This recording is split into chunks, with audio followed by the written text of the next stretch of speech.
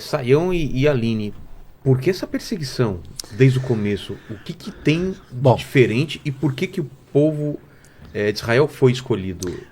então vamos lá. Eu vou que depois a Aline complementa aí o que acontece. A confusão. Só para deixar claro, assim, porque são duas coisas até paradoxais. É o povo escolhido de Deus e é o povo mais perseguido.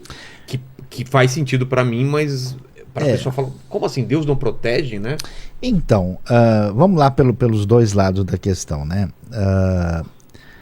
A escolha divina não é uma escolha para dizer assim, vocês são mais legais que os outros. A Bíblia mesmo diz, olha, vocês eram o menor dos povos.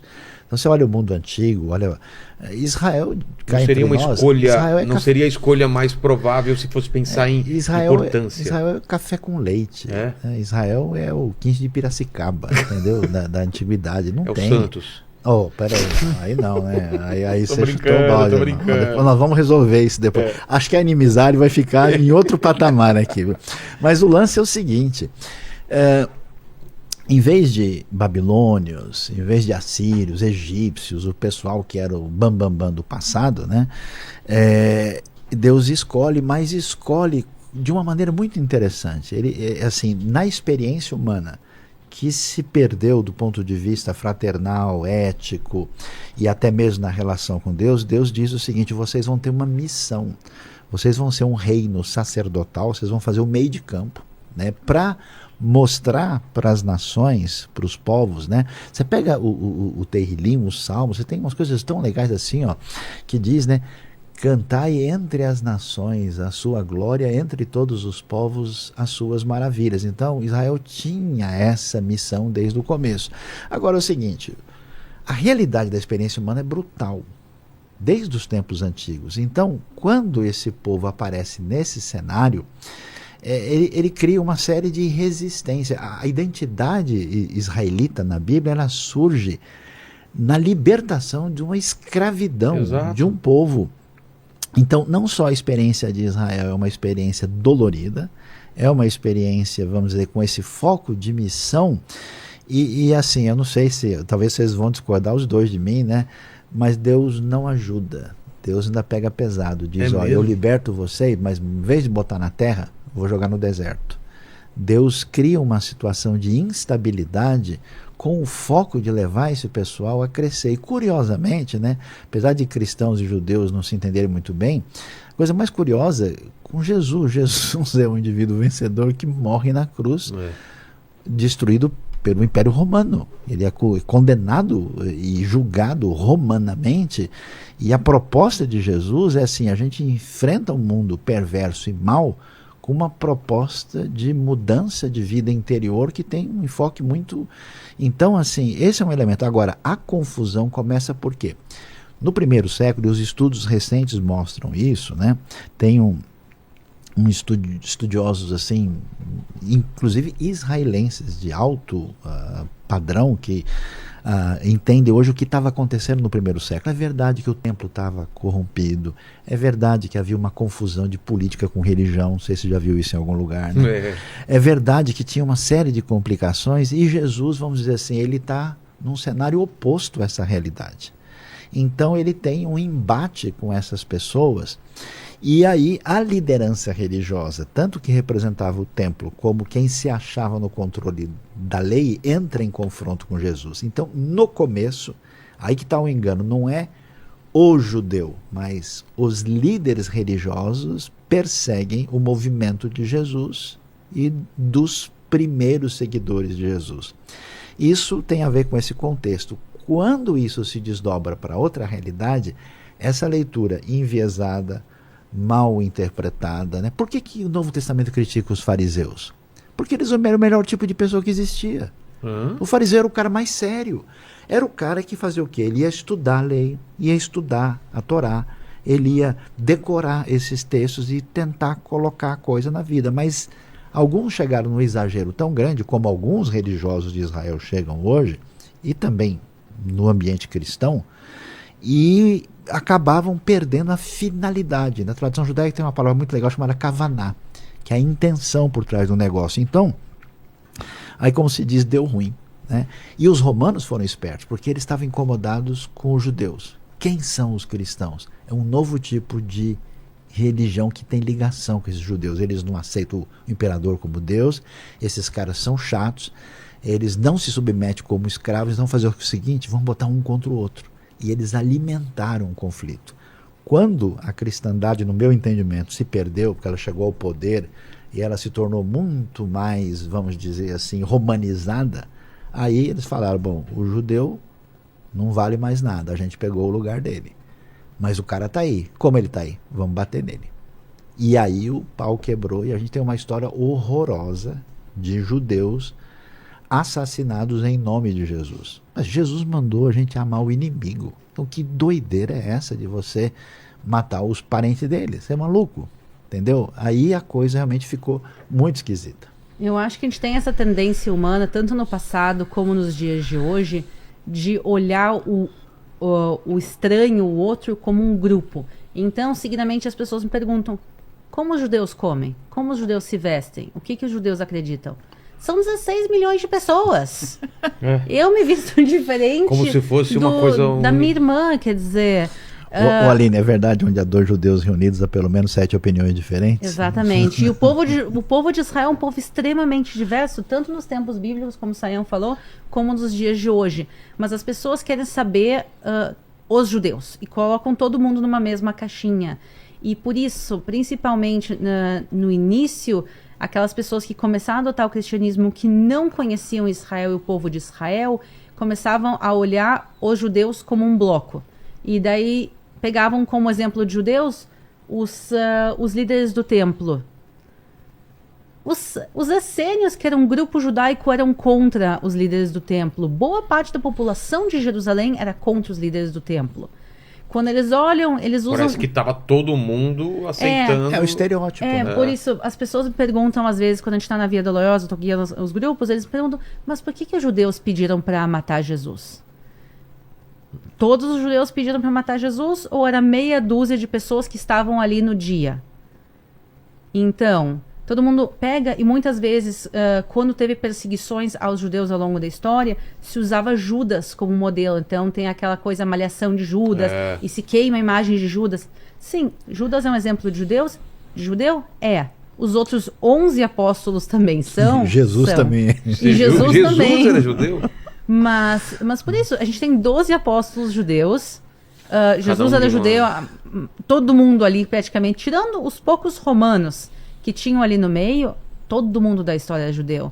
As pessoas que estavam, os 11 apóstolos, como eu falei, judeus, uns dias antes, quando Jesus estava entrando pelo Monte das Oliveiras e a população recebe ele com ramos e canta e dança para ele, eles são judeus. Exato. E também a meia dúzia de babaca que estão lá gritando, crucifica, crucifica, também eram judeus. Então hoje no Twitter xingando esse mesmo pessoal. Então, mas sabe o que eu acho bizarro, Aline? Pilatos é romano. A galera que oficialmente matou Jesus eram romanos. Ninguém fica pichando. Porque o romano é isso, porque o romano é aquilo. Então é um negócio esquisito, né? Porque talvez o romano virou a Itália e judeu é judeu. Eu acho que Então, mas não dá. Quer ver, tem um lance o seguinte. No mundo eram as leis romanas, né? Sim, a crucificação é romana, não é dos judeus. Não, a crucificação é totalmente romana.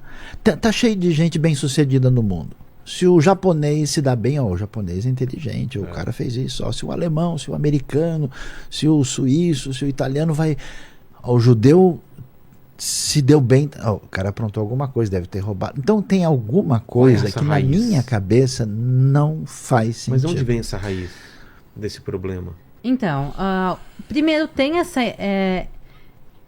tem historicamente uma rixa entre os cristãos e os judeus.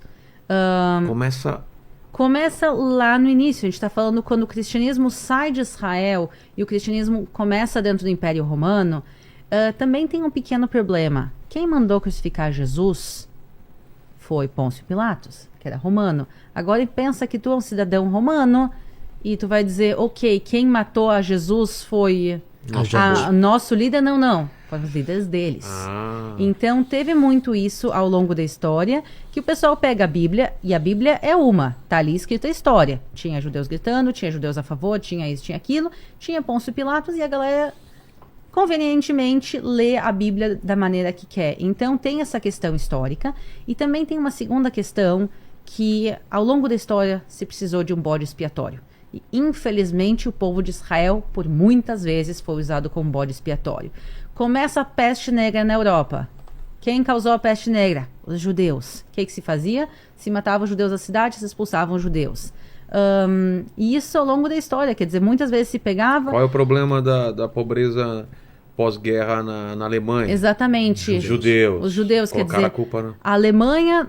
entre guerras, depois da Primeira Guerra Mundial, estava completamente falida. Destruída. Por quê? Porque eles começaram a Primeira Guerra Mundial, eles perderam a Primeira Guerra Mundial, mas em vez de dizer a culpa é nossa, eles estavam de um bode expiatório. Que bode expiatório é melhor que os judeus? Porque eles diziam, a gente está falidos, por quê? Porque a gente está endividado. De quem são os bancos dos judeus? Que não é uma verdade, mas isso é um antissemitismo. Banco dos judeus, então vamos atrás dos judeus. E o que acabou é que se precisa muitas vezes da história um bode expiatório, e os judeus são um bom bode expiatório, porque são uma população estranha.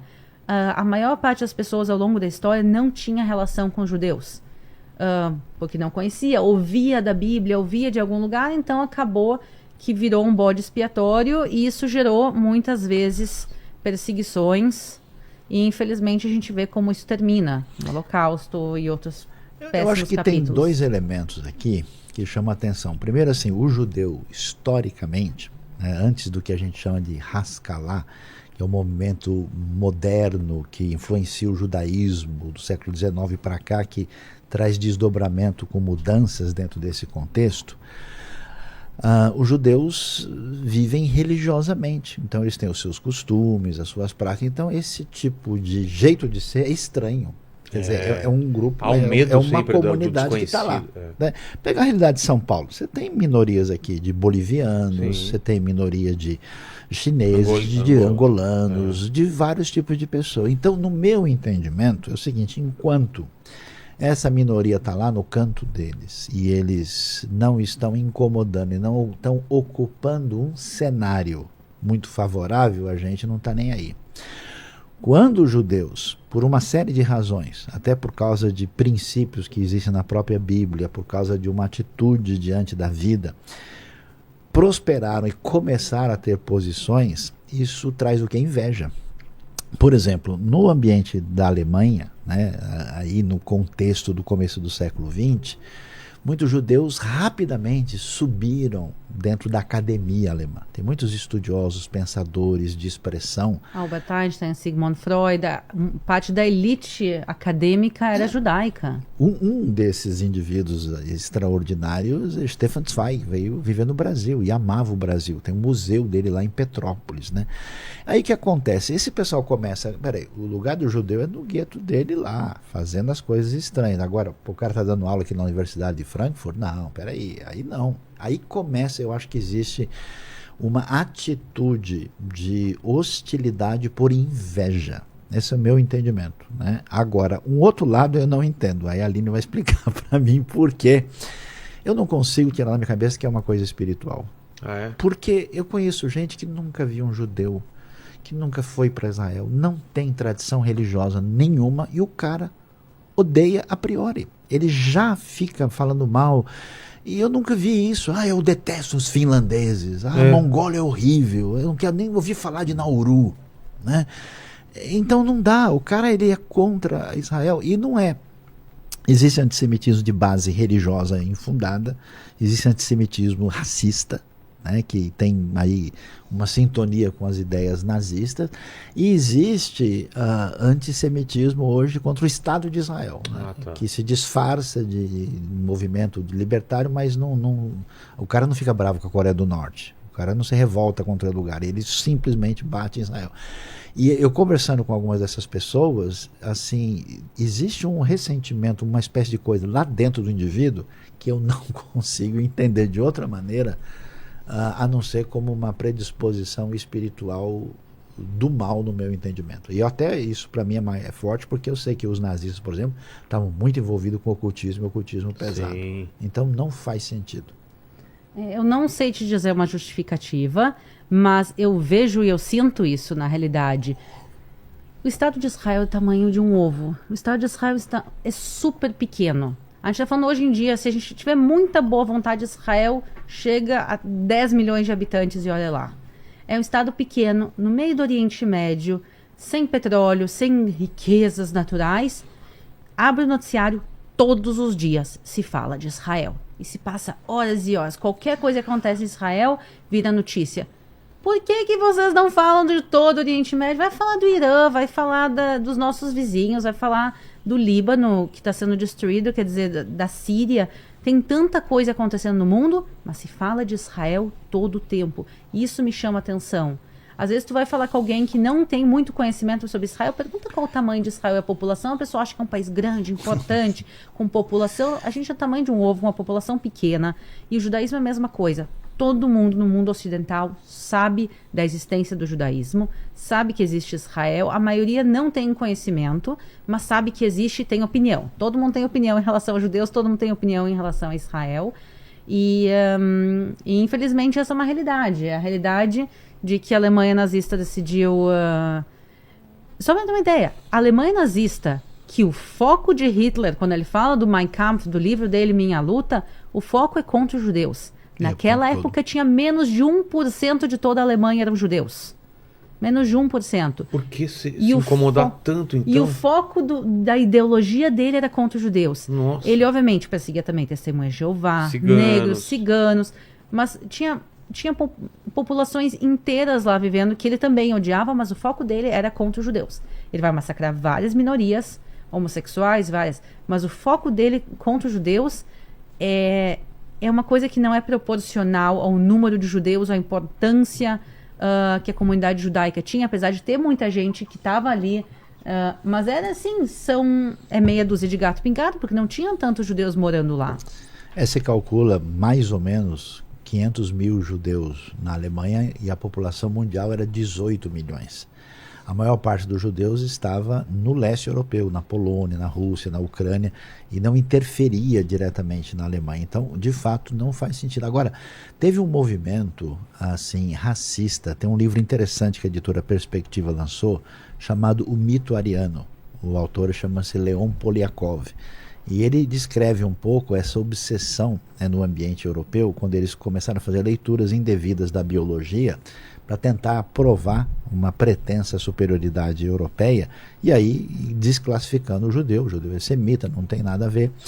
E o Hitler capitalizou em cima disso, né? A Alemanha nazista capitalizou, e aí, em função desse cenário, claro que sempre houve judeus bem-sucedidos, mas a Aline sabe muito bem comigo que tem judeu pobre. Está cheio. Em Jerusalém você tem um bairro onde tem judeus que vivem simplesmente como todo mundo. Trabalha, paga as contas e não tem. Esse negócio que todo judeu é milionário é doideira, né? Não é fato. E aí então criou-se esse estereótipo, que é o judeu, né, que foi caricaturizado, né, como um mega...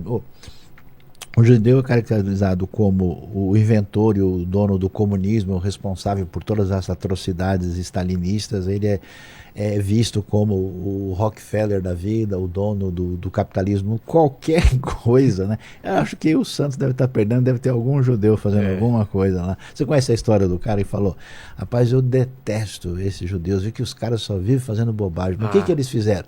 Eles afundaram o Titanic. Como assim o Titanic? Mas assim, foi um iceberg. Mas Rosenberg, Goldenberg, iceberg. Eu vou saber quem foi. Então é mais ou menos por aí, não tem sentido. Esse estereotipo dos judeus serem ricos, dos judeus serem feios também. Eu vi umas charges antigas, né, com aquele nariz para baixo, né? Já viu isso daí? Se eu pudesse dizer que é só antigamente, não, ainda tem charge assim. Charge com aquele chapéuzão, né? Sim, bem curvado, né? barrigudo, carregando assim malas de dinheiro. Mas não é só no passado. Eu fui para a Rússia, isso já há alguns anos atrás, pré-pandemia, pré-guerra. E a gente estava no mercado de artesanato comprando lembrancinhas. Daí eu comprei uma bonequinha, um pingentinho bonitinho, e daí tinha as matriushkas, que são aqueles bonequinhos que tu vai tirando, e daí tinha uma linda lá. E daí eu fui abrindo para ver, e daí eram personagens diferentes, e daí eu abri, eu acho que a segunda ou terceira era um judeu narigudo, com chapéu e carregando sacos de dinheiro. Nossa. Literalmente. Isso a gente está falando o quê? Há 5 anos atrás, na Rússia, o estereotipo do judeu que a gente vê em caricaturas da época do nazismo existe até os dias de hoje. Então, eles achavam engraçado. Então, tinha o personagem, tinha o chinês, tinha isso, tinha aquilo, tinha o judeu também. E daí eu fechei e disse, não, obrigada, não vou comprar isso. E eu vi essa caricatura depois em mais de um lugar. Quer dizer... Ainda existe. Perpetuando ainda existe. essa ideia, né? E eu cresci ouvindo isso. Quer dizer, minha mãe é muito bonita e eu cresci ouvindo, ai, tua mãe é tão bonita, nem parece judia. Nossa. Eu ouvi isso. Eu tenho que lembrar, eu sou do Rio Grande do Sul, então também lá as coisas são um pouco diferentes, tem muita colônia alemã lá. Mas eu cresci ouvindo isso. E eu vi isso também muitas vezes na minha vida adulta. A que eu achei mais engraçada chega a ser um pouco contraditório, obviamente, mas eu estava dentro do Museu do Holocausto, a gente estava para começar o passeio, eu ia guiar lá dentro, e tinha atrás de mim aquele painel bem no início, está escrito antissemitismo, Sim. e tem ali as fases e tipos de antissemitismo, e daí chega uma senhora assim, super querida, uma senhorinha brasileira, ela começa a mexer no meu cabelo, e olha assim, ai, tu é tão bonita, tu não parece judia, dentro do Museu do Holocausto. Antissemitismo E atrás. daí eu disse, muito obrigada, senhora, a gente vai começar o passeio agora, vamos ouvir o passeio, por favor? Nossa. Vamos ouvir as explicações. Então a gente vê isso, infelizmente, ainda enraizado. E também, hoje em dia, tinha um rabino Jonathan Sachs, que faleceu não muito tempo atrás, que ele fala que o antissemitismo é como um vírus e ele vai mutando. E agora a gente está vendo Vai uma se nova... adaptando a cada vai se era. adaptando. Porque se na Idade Média eles literalmente falavam que judeus matavam criancinhas para tomar o sangue, e a população acreditava. A população acreditava que judeus tinham chifre, rabo, comiam sangue, carne humana. As bruxas, muitas das bruxas eram judias ou Não, não? Não, outro isso- departamento. Aí é outra coisa. É outro Tá. departamento. Tinham Que eram Os ju- acusadas, né, de serem bruxas. os judeus não são a única população perseguida ao longo da história, teve vários outros que sofreram, mas a gente vê na Idade Média, a Idade Moderna começa muito do antissemitismo, que é o antissemitismo nazista, baseado em raças, depois também tem essa questão econômica, que os judeus são ricos, a gente tem que odiar os judeus por serem ricos, e hoje em dia a gente tem a última fase do antissemitismo, que é o anti-Israel. Ser pró-palestino não quer dizer que tu tem que ser anti-Israel. São duas coisas diferentes. Tu pode apoiar a criação do Estado palestino, apoiar os palestinos, isso não tem absolutamente nada a ver com ódio a Israel. Mas a gente vê hoje em dia uma demonização de Israel. Então, o que a gente via, por exemplo, há 500 anos atrás, que diziam os judeus matam criancinhas cristãs, hoje em dia a gente ouve o Estado de Israel mata criancinhas palestinas. O mesmo discurso que tinha então, a gente tem hoje em dia, mas focado no Estado de Israel, porque hoje em dia é feio odiar judeu. Antissemitismo, mundo moderno, às vezes não pode dizer, eu não gosto de ilegal, judeu. né? Aí então não pode acha outras maneiras de manifestar esse preconceito. Meu problema não é com os judeus, meu problema é com Israel. Que coincidência, que é o único país judeu do mundo. Olha só, não sei se você sabe. Não tem problema com a Coreia do Norte, não tem problema com Assad na Síria, que é nosso vizinho que está massacrando a própria população dele. Tu não tem problema com as ditaduras, todo o Oriente Médio são ditaduras. Tu não tem problema com nada disso, teu problema é com Israel. Eu acho que criticar Israel é válido, apoiar os palestinos é válido, mas boa parte desse movimento anti-Israel é simplesmente a nova fase do antissemitismo. Agora, isso cria um problema que gera o outro lado da questão, né? A maior parte dos judeus, historicamente, tem um pé atrás com a fé cristã. Por quê? Por quê? Porque eles têm um histórico dentro do ambiente europeu, né, que faz parte da cristandade, que é uma cristandade que, vamos dizer, com o tempo vai se afastando da sua tradição primeira e desenvolveu essa atitude antissemita desde dos escritos dos pais da igreja, né? Isso aparece terceiro século, quarto século, até o próprio Agostinho chegou a ser, né? Então você tem isso na tradição católica muito forte. Lutero disse bobagens terríveis contra os judeus, totalmente fora da realidade. E aí o que o judeu fica com o pé atrás? Então isso cria no judeu também um estereótipo, tipo assim, esse cara é cristão, se eu virar as costas ele vai me pegar. Eu tenho certeza que ele nem sabe, mas ele já me odeia. Então isso, eu me lembro de muitas experiências em Israel, que eu tenho ido há muitos anos, né? E aí depois de um tempo o cara falou, mas você é cristão mesmo? Você, mas é professor de teologia, mas você é pastor? Você não parece, né? E o cara, porque ele esperava uma atitude diferente, porque falando francamente, tem um monte de evangélico maluco que gosta de Israel, nem sabe por quê, porque ele é tipo meio fanático, assim, Israel, porque é uma coisa mais assim desse perfil. E tem o pessoal que não fala nada, mas no fundo ele tem essa interpretação de que o judeu é um problema, então ele detesta o judeu porque o cristão está no lugar do judeu, o judeu está fora. Então quando você vem aqui com sobriedade falando elementos assim, você tem uma relação positiva e favorável, tem convicções cristãs e positivo e favorável com Israel, o cara fica perdido e ele entende, como assim você não tem raiva de mim? Eu me lembro de gente em Israel falando assim, puxa vida, eu nunca imaginei que cristão era esse tipo de gente que nem você e o seu pessoal. Por que vocês demoraram tanto para chegar aqui? A única coisa que a pessoa entendia de cristianismo era o que ela via no estereótipo medieval. Entendeu? Que era tipo assim, você vai morrer amanhã. Era isso? Com certeza. A vida dos judeus da Europa era horrível ao longo da maior parte da história. Gueto é uma palavra que se referia no início a bairros segregados judaicos. Os judeus, o primeiro gueto é o gueto de Veneza, quer dizer, os judeus eram proibidos de morar nas cidades. Se eram permitidos, tinham que ser fechados num bairro e tinha horário que podia entrar e sair. Os judeus eram proibidos de trabalhar na maior parte das profissões. Os judeus... Não podia comprar terra. Não podia comprar terra. Muita gente fala, os judeus são donos dos bancos. Sim, alguém já perguntou por que tem judeus, obviamente não todos, mas por que tem judeus que trabalham no sistema bancário? Porque os judeus eram proibidos de fazer praticamente qualquer outra profissão.